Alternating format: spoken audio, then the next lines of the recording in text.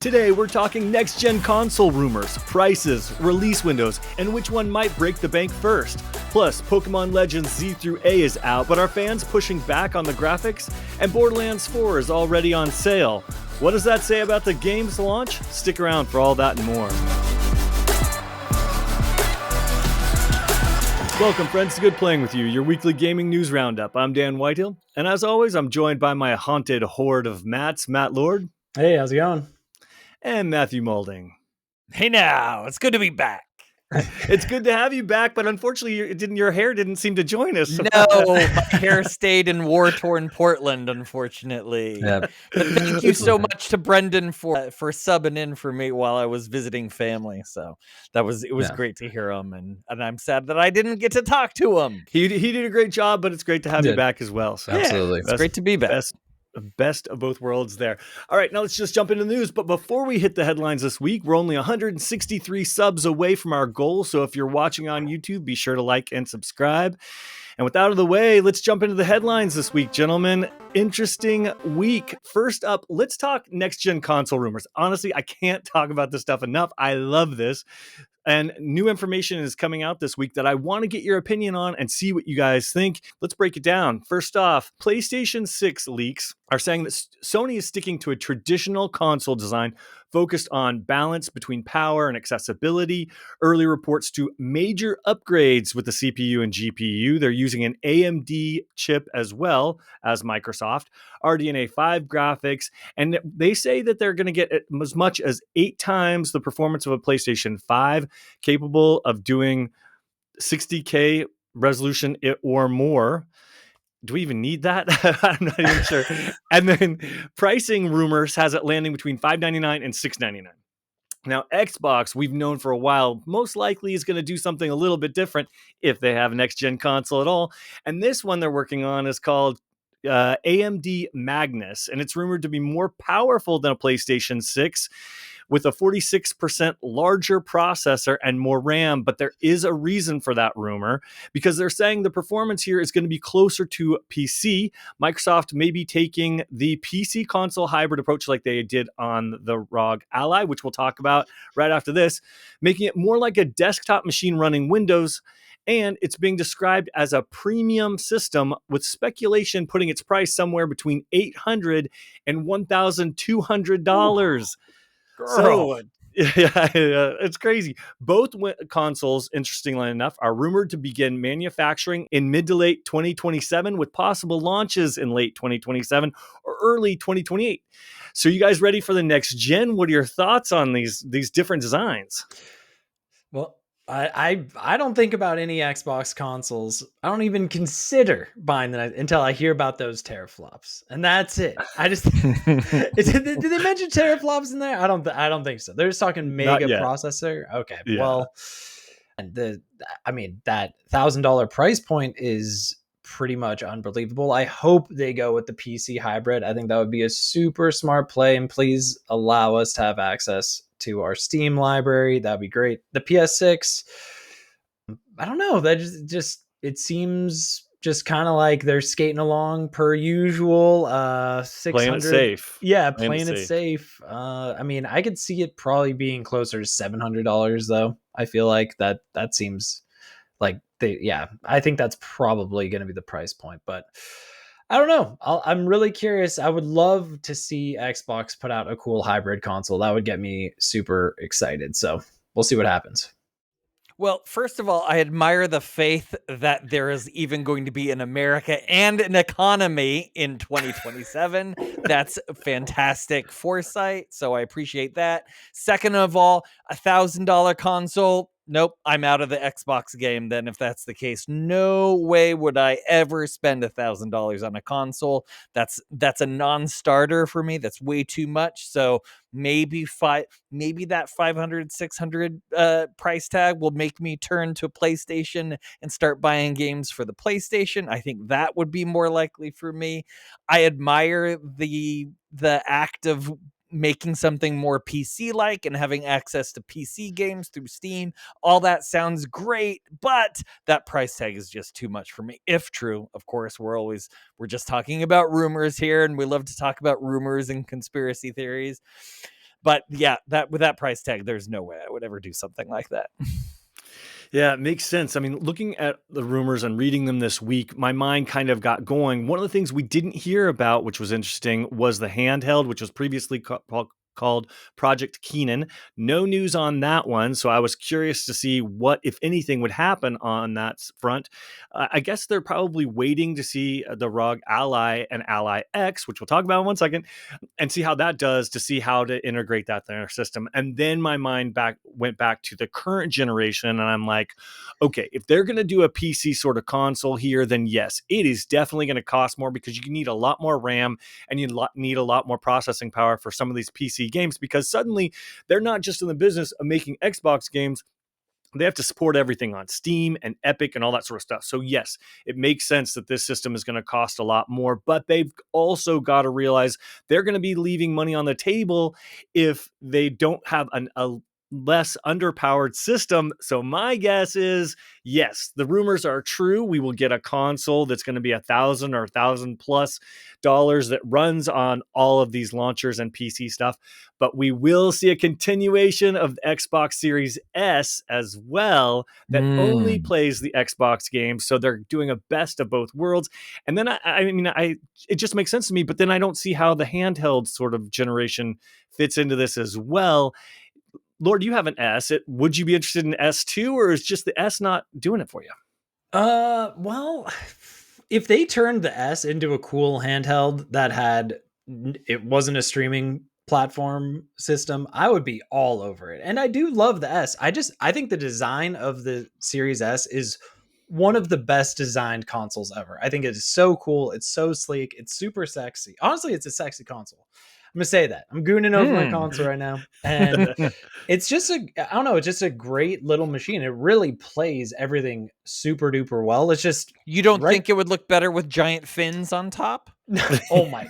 Between the PS5 and the Series S is 100 times cooler of a console. Agreed. It would be awesome. Honestly, I would love if they added like a little disc drive to the S. Like if they somehow could add that, I think that would be so cool.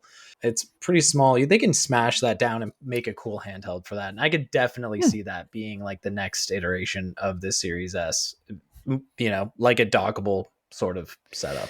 But my only problem with that one is that they're not going to be able to run PC games on that. And so they're not going to want to have a product out there that they don't own that can run PC games. And then they have the inferior version. So I can't see them doing that with their handheld. Yeah, I wonder if they could just keep, if they could keep making it smaller and smaller. Like, I mean, it's pretty small now, but I'm wondering if they can even make it more compact and just like make it like almost like a little cube or something. That would be so cool. Like something tiny. I know you're going to be sacrificing a lot of crazy stuff for that, but if they would pull something like that off, I think I'd be interested in that. I'm sure they could if the price is right. Yeah, for sure. So here's a question I have. So if Xbox has a console then that can play PC games, then you're going to be able to play PlayStation games on that. Is there a rights issue there? Like, I'm curious what the legal ramifications of something like that, if at all. Maybe it doesn't even matter if Xbox owns a console that you can then play PlayStation games on. I wonder. Yeah, I mean, it's an interesting question. I think right now, I mean, if Sony's selling something in the Steam store, then this technically is a Windows 11 machine. They're playing it on a PC. So, yeah. So, and one thing I was going to say that I was going to save for the Xbox Ally ROG discussion next, but I think one of the really exciting things that they are doing with the ROG, which I'm just going to have to say it because I hope they implement that into the new system, because it's like a Windows, it's like a new operating system that is like specific for gaming. And I think if they were to implement that into this next system, like this might be the trial run with the. I think so, for sure. And this is what we're going to see on the next iteration of the console. And that's what I was going to say. I mean, that's exciting. I'm excited for that part with the ROG test. So if we get like a new, really cool, streamlined, gaming centric version of Windows, then that is very exciting. I think that's awesome. I agree. I hope that that's what we're seeing here too. I think the one thing that I would love to be able to see on my home console, and the thing that might actually make me go for this, we'll have to see. We'll have to see. But like the fact that they're able to do mods on PC, and you would be able to mod your games on your Xbox, not the Xbox games, but your PC games on your Xbox. You can still run mods on those. The Xbox ROG Ally totally runs mods. So I was like, Mhm. oh my gosh, there's so many different things that'll open up, so many different skins, nudie mods. I can play games in different ways, like, so I'm like, You that know, it's all really. nudie mods. That's all you care about. I was gonna say, what else I'm is not there? gonna. Yeah, exactly. What else is I there? I mean, don't I don't know. know that Grand Theft Auto 6 main character. I Oh, might pay a little extra for a nudie mod for him. talk I know, right? Goon City right there. Exactly. No, but I mean, Skyrim, they have tons of mods, and they keep They trying do. to bring them to console, and Well, it, you can use mods on for Skyrim on console right exactly. now. But It's yeah, they had to build that in specifically for it and make it a correct. Yeah. special sort of system to bring those in. And other games can't support that sort of development. Skyrim was kind of like, it felt like a special thing that they were willing to bring in mods and stuff like that. Whereas, if you have the PC version, it seems much more wide open. And I think that would really be an attractive thing to have that working. As well as I do think Steam gets better sales. So I think that there's more money to be saved. Oh If I yeah, had the that's a opportunity to save great a few call. bucks on a game on Steam, I would definitely buy it over on compared to the Xbox store. But let me just throw it out there.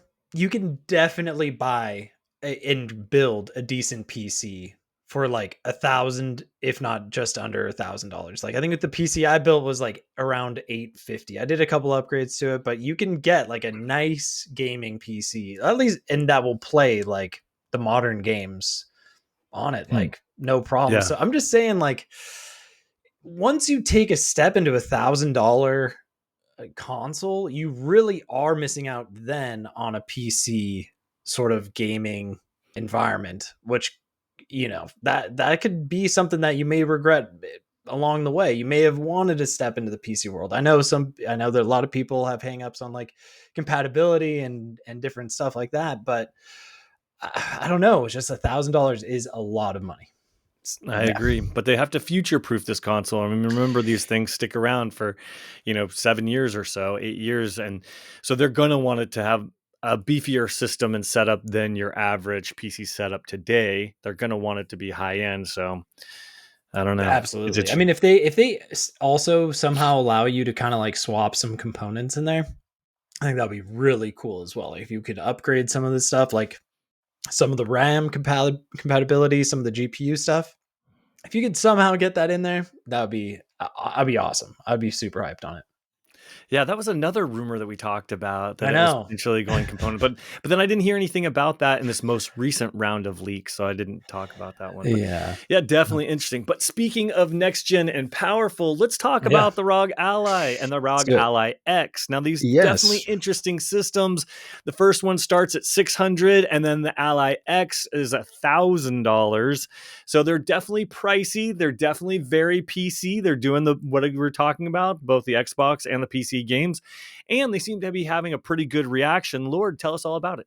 Yeah. So the ROG Xbox Ally, it dropped yesterday, and IGN gave it a 9 out of 10, saying the Xbox full screen experience alone would probably be enough for me to recommend Asus ROG Xbox Ally X to anyone looking for a new handheld gaming PC.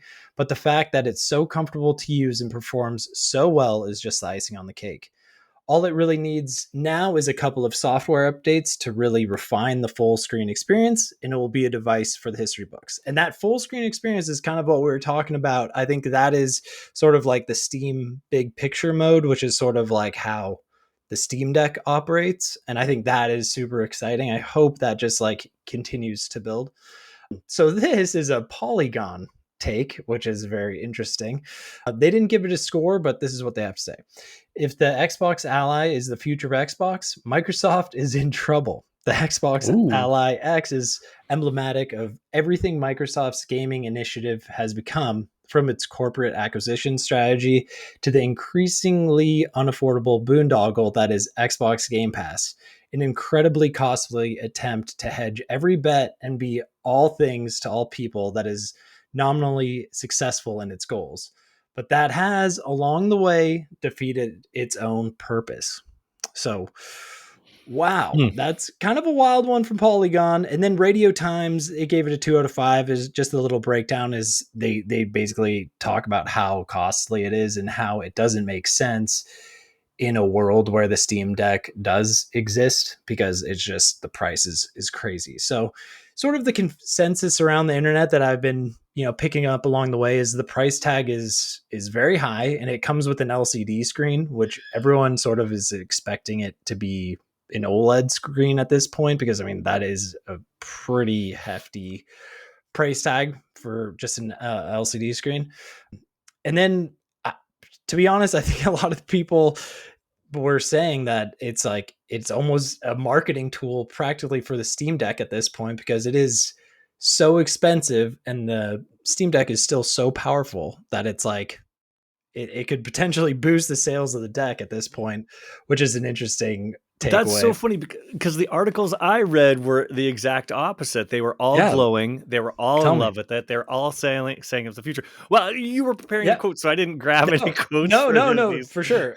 These were bits. I think I got a few of this off like the Reddit thread and the takeaways there. And I just thought it was interesting because, I mean, IGN did give it that glowing review out of the 9 of the 10. And I do think they were onto something, because they really did focus on the OS. And that is something that is very exciting to me. That is cool. That could be the future of where Xbox is heading. And I think this is a good testing launching point for that system.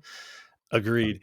Because I think you hit the nail on the head, especially with the testing thing, because that's one of the only complaints I saw really was like, they were like, the machine's fantastic. It does everything it needs to do. The fact that it's running Windows 11 is amazing. There are a few patches and here and there that this system needs before it is, they thought, the king of the hill. And for one of the things they pointed out was, okay, yes, you can launch a game through Steam, but then if you go and you launch one through another launcher, it doesn't automatically shut the other one down. And so you suddenly see a significant performance hit. And that's something they were saying, like, obviously they can update that, but the system should prompt you to shut one system or like one store and game down before it launches another store and stuff like that. So a little like quality of life issues like that, as well as the person who I was reading the review was talking about Hades and how much they loved the game and how great it looked. And they said they didn't need an OLED screen because it looked so good and they didn't care. Oh yeah.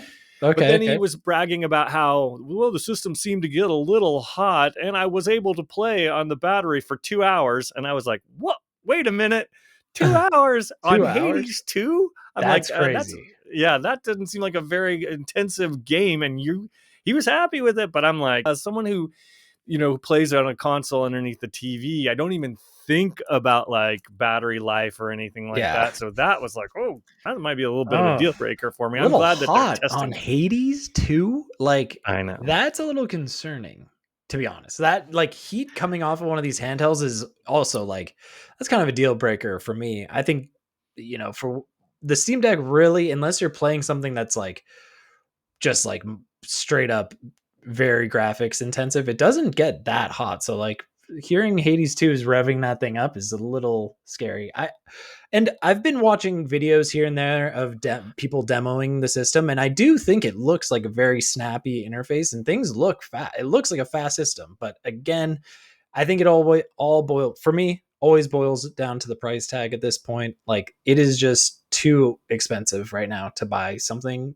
like that. And really, you can get your hands on a Steam Deck for $320. That's on sale. So I agree, but like, I think it was last podcast we talked about, or maybe the podcast before last, where we talked about the amount of games that gamers buy and the amount of money and how many, like 14% of people were whales or whatever. I think this system isn't for us. I don't feel like this system is for the mass market. I feel like this is for those hyper spenders. And I think they've even priced it for a premium for those people. And I think that's who's going to be, going, and I think it'll be successful there.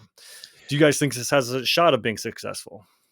I think you nailed it with that. They're not going for the average like mom and dad buying something for their kid. Like they're going for someone who, who has a large income and doesn't have a lot of responsibility and maybe travels a lot for work. Like it's that sort of person, I think. My main concern, not concern, my main complaint is what is with Xbox and Microsoft and these names, man? That is a terrible name for Got me something. hung up. You gotta name it something like Lightning, or name it like, I don't know, like Easy. Big Dick, or something like something fun and like memorable. I couldn't even remember the name of this thing when I was trying to think of when it was coming out. I couldn't. It couldn't even place it. I don't care about handhelds. I talk about it all the time. During my travels, I brought my Switch with me and I played it like maybe an hour on the plane, if that. And I was like, oh, I'll be able to play it in the hotel when I have downtime. And no, I chose to do other things instead. So handhelds, not for me. Steam Deck, that's great. That's a great name. That's a great price point. That's probably where the average gamer might go. Yeah. Well, maybe if you were winning all that money gambling on your vacation. Yeah, I did win a little bit of money. Dang, what, Mauling? Okay. I sat at a table for a while and I won Dang, some. I got some good stuff. I got some Well, he was glowing about it earlier. I just couldn't help mention it. Sorry, you were after the episode. I want to hear. Well, the ROG Xbox ally is known as Big Dick from now on, and I don't know. Everybody wants a big dick. Honestly, everyone wants a big dick. Everyone wants a big dick.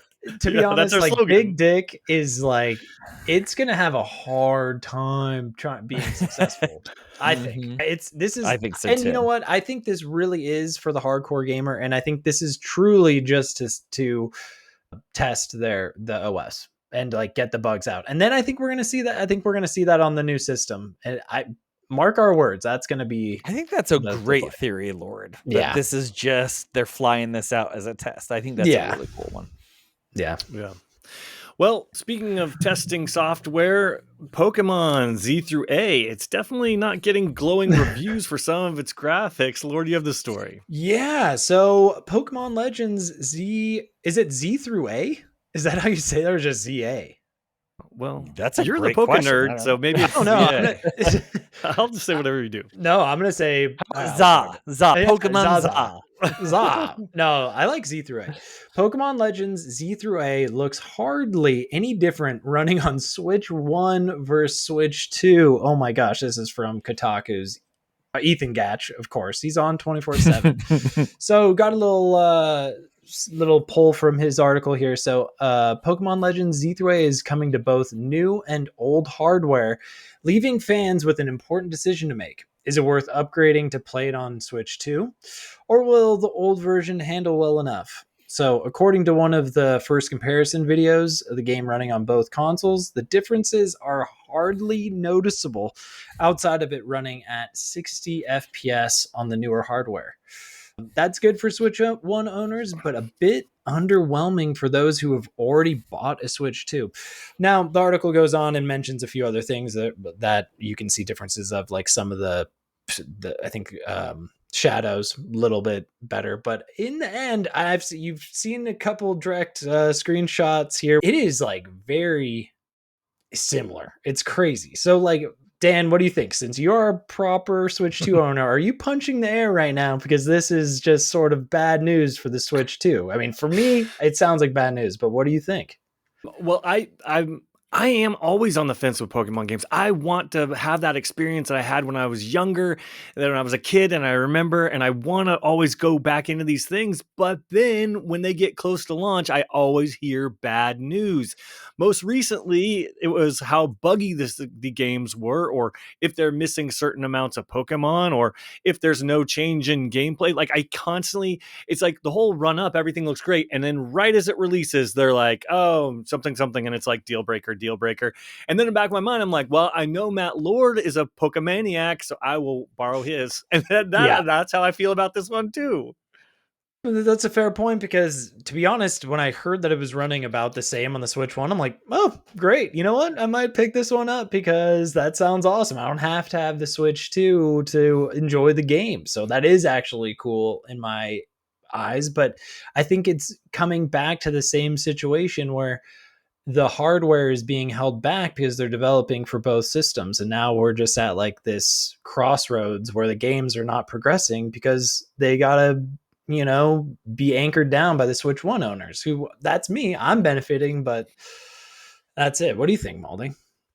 How many years are we out between the two systems? Like the Switch One came out in what, 2017? I think it's inexcusable for a game to look exactly the same on a system that are nearly 10 years old from each other. I think that's absolutely inexcusable, and that's where I'll leave it at that. That's crazy. It's crazy to me. So why do you that's all think I it have to is say that about way? that. What do you think? Because they probably built it for the Switch One, and then my guess is then maybe not a port, probably that's not the right word for it, but then an upgrade-ish to the Switch 2, and that's how it was built. It wasn't built for the Switch 2. And I think we're gonna get a lot of those games still coming up for the Switch 2 that are technically built for the Switch 1 and are just have maybe a little bit of polish there for the Switch 2. Interesting. And that's a big problem in my mind for those I consoles. agree. And although Pokemon is always known as a Nintendo franchise, it's really made by Game Freak, and they're more like a second party, if you will, studio. So this isn't coming from Nintendo proper, and that's the reason Correct, yeah. that Game Freak is just focused on making profit and churning out sequels as fast as they can, and they don't even fix the bugs, and it's just a really low quality experience that's damaging the brand. And that's why you have Pal World and others coming along and eating their lunch, is because they don't even take care of their own IP anymore. And I feel like they just kind of shove out sequel after sequel without anything interesting other than the bugs that we hear about. Yeah. That's very, very good take. And that explains, I feel like we've had some janky ones. I'm in the same boat as you, Dan, though. Like, I want to believe that these things are coming back to life, but yes, it seems like they're a little off the rails right now. Maybe Nintendo needs to step back in and set them straight. But I do think that's very interesting about how these games were made first for the Switch 1 and then going to the Switch 2 That's instead my of vice guess. versa. That's And I my think guess. that's Gotta be. more accurate. Yes. Yeah, that's gotta Because I was thinking it was the other way around, like Switch 2 was being developed and then having to go to Switch 1, but I think it's more that way. Like everything's being made on the Switch 1 because they want that, like we said. install. Yes. Yep. Yes. I agree. That's crazy. Well, this could be something that we wait for a sale on. And speaking of sales, Borderlands 4 just went on sale right after, like, I don't know, maybe a month or so after release. Lord, you had the story for us. Yeah. So Gearbox boss Randy Pitchford said that we'd have to wait at least 5 years to see Borderlands 4 get a major discount.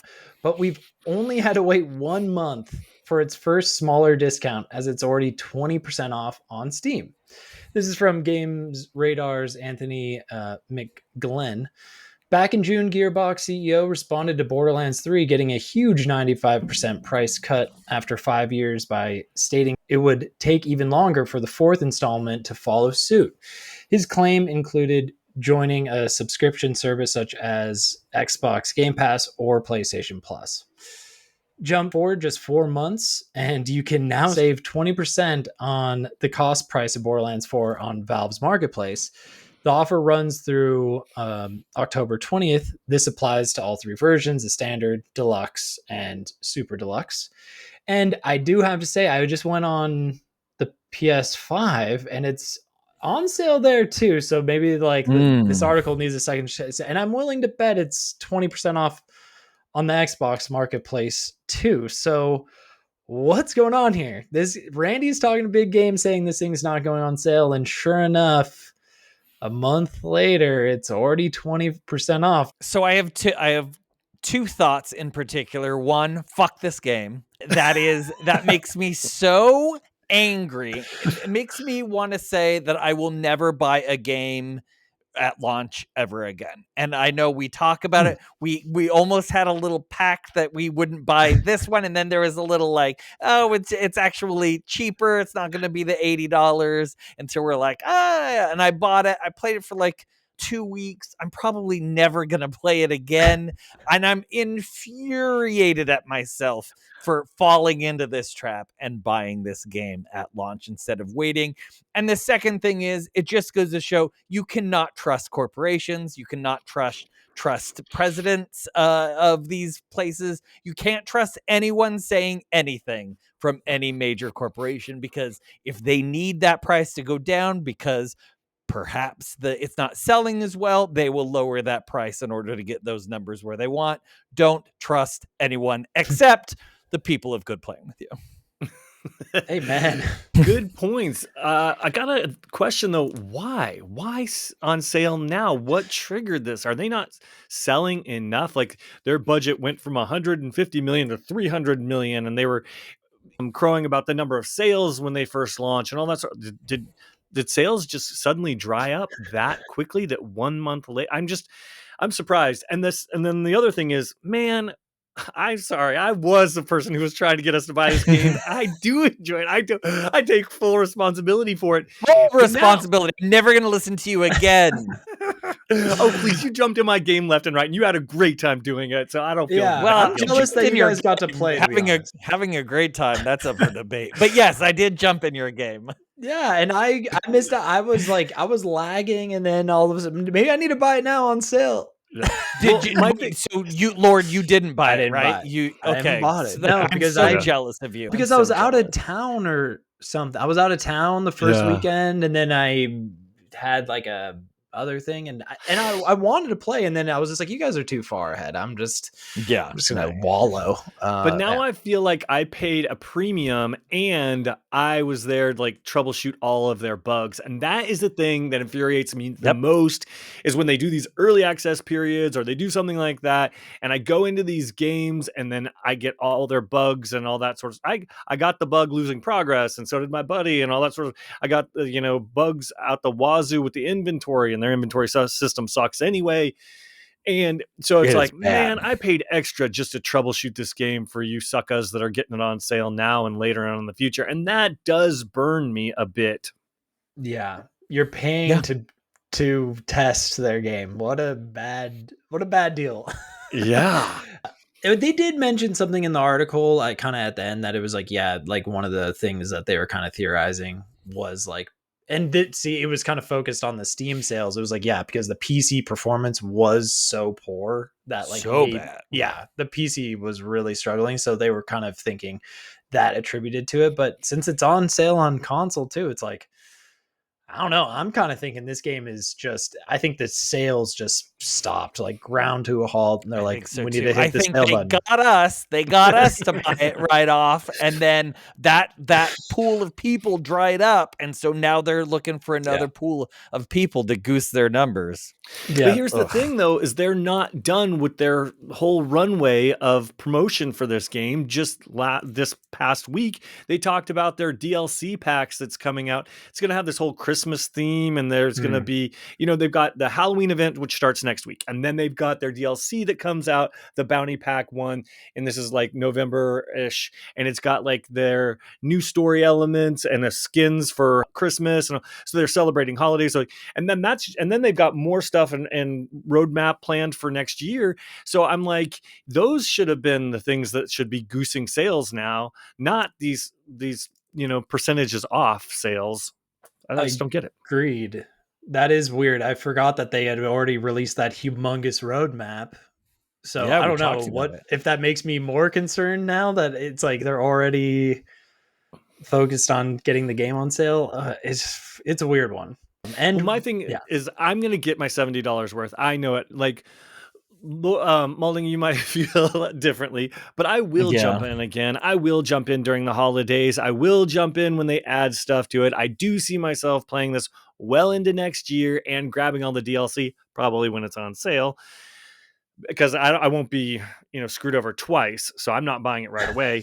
But I do see this as a long-term game because I am still enjoying it, even though I hit the level 50 cap. My thing is maybe I'd be interested in playing it more if those advance points that you get after you hit level 50 transferred to other characters. That was the deal. I have Agreed. no desire to play any of these other characters because those advance points, I can't remember what they're called right now, don't transfer over from character to character like they do in a game like Diablo. That was the deal breaker. I don't want to play it anymore. I agree. I think their end game needs work. It totally sucks Yep. shit right now. They have such a better end game in Borderlands 3. I think Borderlands 3 went from like being the bastard stepchild to looking really good compared to this game. There's a lot of work that they need to do here. And the one time you actually were right about, you told me to finish this game as fast as possible. And it's because that's great. I'm glad I did that, because now I have a ton of quests that can be my end game, because there really isn't an end game here. Nope, there isn't. Huh. Except increasing those difficulty levels, which isn't fun anyway, because it just makes the rest of the game a bigger grind the further up you go in those. So Yeah. That's crazy. Well, Yeah. we'll see how it shakes out. Agreed. So speaking of game sales, I know Battlefield 6 isn't doing too shabby. Molding, you have this story for us. Yeah, thanks to Tom Phillips at IGN, Battlefield 6 sold, quote, record-shattering 7 million copies in 3 days. It's official. The release of Battlefield 6 has been a huge success, with an enormous 7 million copies sold over the game's first 3 days. Simply put, it's the franchise's best launch ever. A triumphant press release yesterday from EA describes Battlefield 6's arrival as, quote, record-shattering, explosive, and, in the words of Battlefield boss Vince Zampella, momentous. Quote, never take moments like this for granted, so I want to express our sincere gratitude to our global Battlefield studios and passionate community that has helped us get to this point, Zampella said. We appreciate you joining us for Battlefield 6's momentous launch. We have so much more to come in the weeks ahead. Since launch, fans played more than 172 million matches and clocked more than 15 million hours watching gameplay streams. On Steam, Battlefield 6 saw a huge launch with a whopping 747,440 peak concurrent players. Sony and Microsoft do not make player numbers public. So, boys, what do you think? Does this launch mark just the beginning of Battlefield's triumph over the haters, or is this a brief moment of glory before Black Ops 7 comes back to take its revenge? This thing is going all the way, boys. I really think this is going to be the Battlefield's era, and I think the current COD Black Ops 6 needs to be shaken in their boots, and then 7 needs to be really shaken in their boots, because I think this potentially could be like the shooter that people are going to be playing. And then, of course, we did mention a little bit about how that BR is going to come out for, I think, at some point, and that's going to be also just this kind of stuff. This train is just going to keep on rolling, and it's great to see. It's time that we got to change from the COD, over, step and repeat type of situation. So I think this is really nice. I think this is like a good thing, and it hopefully will make COD like step their game up. Like, please, like we need something even better, and I think that'll do it. It'll be good competition. Yeah, I'm curious to see where this goes. My outlook is not as rosy as Lord's. Like, Lord, you were so correct last week when we were talking about launch, and you're like, man, this game has the internet behind it. And you sure as shit were right, because those numbers are earth-shattering. Those numbers are Crazy. huge. Yeah. 7 million in 3 days. A lot of games, no games do that. I mean, it's so rare that happens. And we went back and forth all summer talking about like, oh, they invested 300 million, 400. No, it's 400 million now. The budget and all that sort of stuff about like, are they going to make back this budget? Yada, yada. Hey, 7 million times 70, they're at 490 million. So yes, after Microsoft's cut and all that sort of stuff, they are breaking even here. And that's just at the launch, and we'll see where this goes. Now, looking at the community, though, that's where I'm not so sure about the longevity on this game. Yes, it had the goodwill at launch. You were totally right about that, Lord. But some of the comments I see and some of the articles might have me questioning it, because like they were talking about, I think there was an article just today talking about like players are really already getting sick of the grind, and they're saying that the XP is too little and they're not getting enough, and it's taking forever to level up not only themselves but their guns as well. And then players have devised cheats where they're creating their own servers, and they're set matched with lots of bots and inviting people in so you can just grind for XP all of the time. So I'm sure that the Battlefield's going to have to fix that at some point. I've also heard that some of the maps aren't very good, and there's not a lot of variety. But then I've also heard that, there is a roadmap here, and they are launching a 4v4 and all these different games. So I know that there's more to be had. I do know that the initial reception was glowing, but I wonder how fast people are going to burn off on it. And that's my only question here. But congrats to them for sure. Yeah, and I think it all depends if that co-op, if that multiplayer, those maps, if they're fun, if the destruction, the game is fun, it's going to have legs. But if people just burn out on it, like Borderlands, then maybe, yeah, it won't have the longevity that it's hoping. I know for me, there was a pretty big indication that I wasn't going to purchase it, and that's in our next stories that made it that I'm certainly not going to buy it. So Battlefield will just have to pass me by this generation. I mean, speaking of the grind, though, like Battlefield 4 had such a wild grind to get guns where you wanted them to be in your, just the XP for your character. So it's like, if it's worse than that, because I thought that was very grindy, then we do definitely have a problem. We're talking EA levels of grinding, and potentially probably like some sort of microtransaction, sort of trap, I guess. I don't know, that eventually they're going to drop on players. And that is what they did with Battlefield 4. Everything was basically behind a paywall. It was really difficult to get into that game without having to buy your way in. Otherwise, you just sucked forever. So if that is what's happening, that pretty much killed Battlefield 4. So this potentially could be a big thorn in its side if that is where this is going. Yeah, we'll have to see where it goes and watch those player numbers to see if they drop off. Much like the next game I want to talk about had a significant drop off in numbers, but what does that exactly mean? Molding, tell us all about it. Yeah, this one hits close to my heart a bit. Paul Tassi at Forbes had this story. Marvel Rivals has lost 85% of its players in just 10 months. Tracking its player count over time on Steam in less than a year, Marvel Rivals has lost 85% of its players, down from a peak of 644,000 concurrents in January of 2025 to just 98,000 as of this week. 98,000 players is still healthy in the context of the industry, but the problem here is the trend line, which continues to decline without hitting a floor. Losing this many players this quickly does not bode well for the idea that Rivals is going to be a long-term hit in this space, especially if production costs are high and the wild pace of new character releases each month continues. Tassi notes that other games in the space, like Apex Legends, climbed during their debut years, but that's not what we're seeing from Rivals. And while many decry the use of Steam charts to measure a game's health, this is not some single-player game where players will finish a storyline and leave. An 85% drop in under a year is not something you can spin positively for a live service free-to-play game. So boys, what do you think? Is this just simply Marvel Rivals finding its equilibrium and nothing to be worried about, or is this a symptom of a much larger problem for NetEase and some of Earth's mightiest heroes?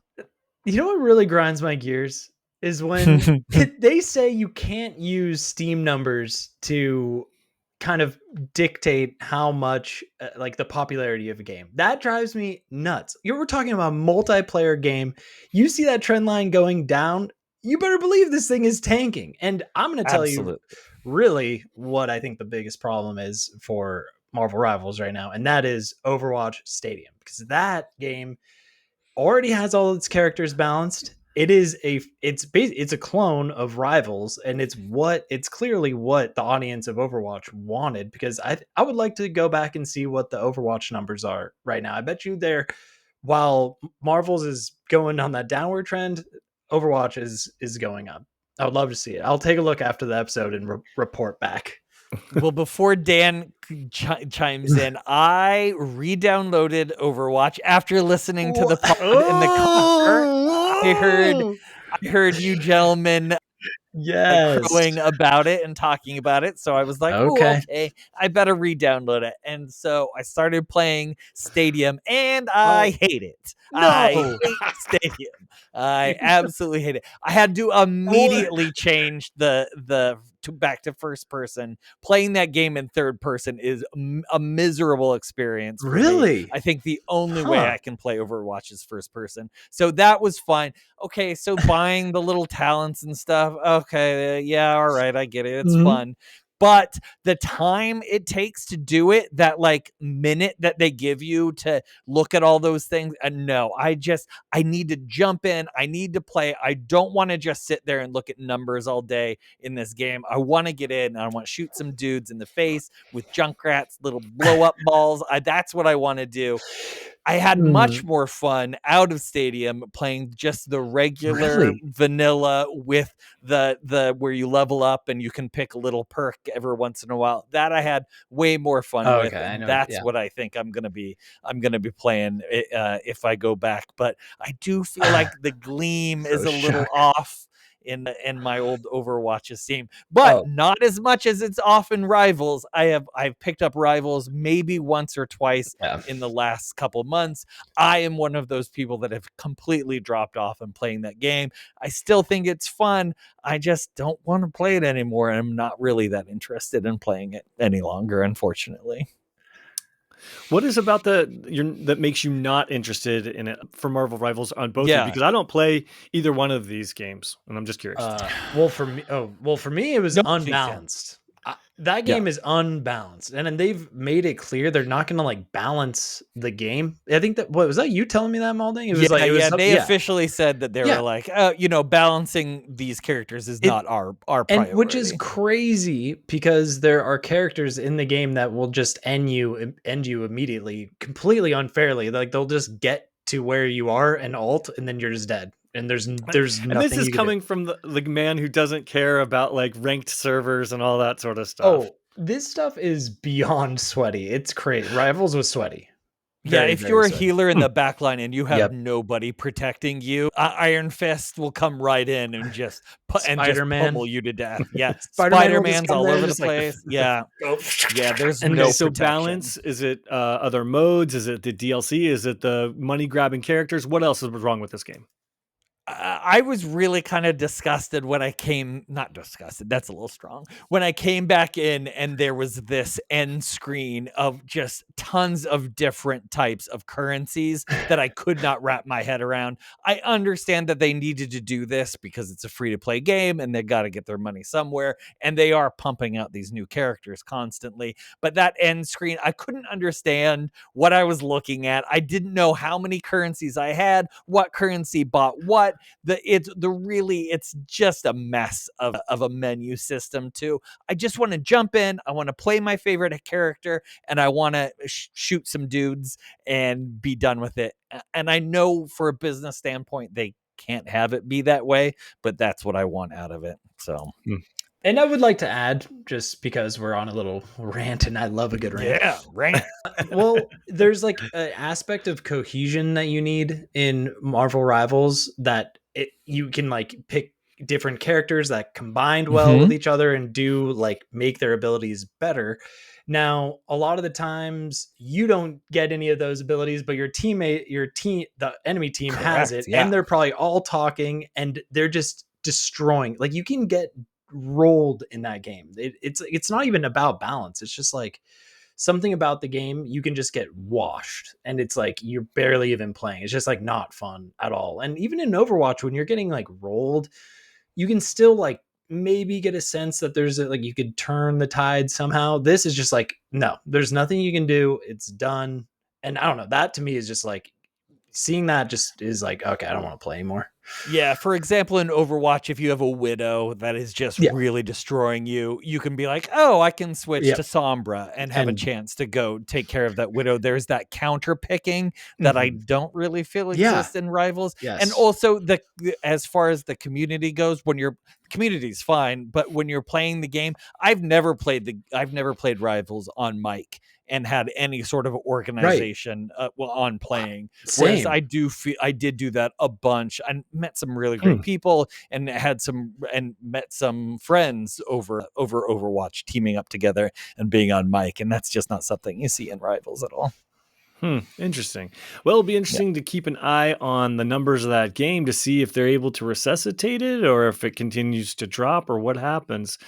But then speaking of numbers, let's talk about probably the second largest video game deal potentially of all time.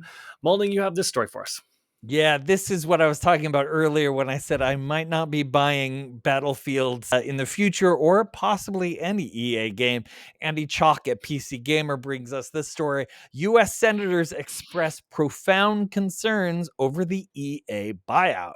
The $55 billion buyout of Electronic Arts by a consortium that includes Saudi Arabia's Public Investment Fund and Jared Kushner's Affinity Partners investment firm has resulted in no small amount of consternation among observers, including us here at Good Playing With You. In a letter to Treasury Secretary Scott Bessent, Senators Richard Blumenthal and Elizabeth Warren voiced deep concerns over foreign influence and national security risks stemming from this deal. Why? Well, first off, the Saudi fund, known for being a strategic extension of the Saudi government, is paying more than $10 billion above EA's market value. For a company whose stock has basically stagnated for years in a pretty volatile industry, that premium feels suspicious. Beyond the politics, the senators warn of the risks tied to Saudi control over EA's massive user base and all the personal data the company has collected. Once EA goes private, oversight from the SEC disappears, potentially opening the door for surveillance, propaganda, and censorship by a repressive government. So, boys, what do you think about this? I'm glad this buyout is getting some attention from our representatives. Perhaps they're friends of the podcast. Do you think I'm too concerned about this potential takeover, or are all of us not concerned enough? I think we're not concerned enough. Well, I think I think I said something about a little data mining situation, and that I think is what their biggest concern is with this situation, is what kind of information they're about to get handed over with all the EA. I mean, there's a servers upon servers upon servers of EA data that they've collected on us, and they get their hands on that. And it's, who knows? Like, I'm not sure. I mean, let's just say, like, I'm not gonna like boycott EA for right now until I like see what kind of game they end up putting out. Like, I'm gonna let the games speak for themselves. That's how I always. And it hasn't happened yet, by the way. This is not something that's happened. This is just they're in talks. True. This is on its way to happening. Yeah, and I think that kind of goes for a lot of my philosophy in buying games. It's just like, I'm gonna let the game speak for itself. I'm gonna take a look. I'm gonna hear what the word on the curb is, and then make the decision there. But I don't know. This is one of those things where it's getting that type of attention. It obviously, something more is going on, whatever my conspiracy theory head is doing. Like, it could definitely be a much larger issue. But I think right now I think it's more so just about what they're going to be acquiring. Yeah. I agree. That's a great question. I think these are all great questions that we need to look into, and there needs to be some sort of conversation and deals made around this if this is going to go through, which I think, the president's son-in-law being involved in this, it definitely will go through, just because I think enough people are friends of the president and enough handshakes and money will be exchanged that this will happen. But we need to get some rules in place about this, about information, and some sort of clarity, even if they are going private, that we have to hold them to certain check-ins or something like that. And this is going to happen more and more. And this isn't just in the video game industry, just, that's the way business is. And to be honest with you guys, I'm still so fucking pissed about Game Pass. We saw Microsoft's promises. We almost went the whole show without talking about it. Exactly. But I'm still I thought you were angry going to talk about Red Dead 2 or something. I don't know. I wasn't sure what you were going to hit us with for a second. But look, Microsoft was like, yeah, we won't reduce, anyone playing Call of Duty. But what they did do was they raised the shit out of the Game Pass prices. So it's like, hey, look over here. And then they clock you over here. We got to be very careful with this one because something like this, and I'm not saying financially, could be information. It could be a lot of stuff, but we need to look at it very closely before anything happens because what Microsoft did was criminal. And I get concerned about what could happen here as well. I was chomping at the bit listening to the podcast last week because, Dan, I wanted to agree with you. What we're experiencing right now is the Call of Duty tax. That is exactly what it is. We are paying for Call of Duty not being as successful because it's on Game Pass, so they had to hike those prices. I completely believe that's the case. Yeah. And I don't want to be shafted now with EA games because if they're not hitting the numbers that they need, because we talked about this initial deal, they are taking on so much debt. It's crazy. It makes me really nervous for the future of this game. They are going to have to be so aggressive, and I'm doubting they're going to be innovative. So they're going to have to be really aggressive with their currencies, and it might make Marvel Rivals look like chump change with their end screens compared to what we have coming in this one. So I don't know. And I have no doubt those EA games after that will be $80. Like there's no doubt in my mind that that's going to be the base price. Agreed. As long as they don't put ads in the games, like, come on. We can't degrade ourselves. We can't even allow that. It'll happen. Yeah, I know. And that to me, I just I think about the Game Pass, ads, and that to me is really that's the lowest we can. That's low, like rock bottom. Like we got to do something about that. Like that's revolt style. So we just can't let it get to that point. Please. I mean, the only thing we could, but the only real thing we can do when it gets to that point is just not use the service, and we'll be really good sticking it out, but it's going to be those little kids that are going to do it. So, I know. Yeah, we're definitely going to have to keep an eye on that deal, and we'll continue to report on it in the future. But that pretty much wraps up everything that we've got this week. If you're watching this on YouTube, don't forget to like and subscribe, and if you're listening on the podcast, please share with a friend. And on behalf of Matthew Moulding, Matt Lord, and myself, Dan Whitehill, thanks for joining us, and as always, good playing with you. Good playing with you. Good play with you.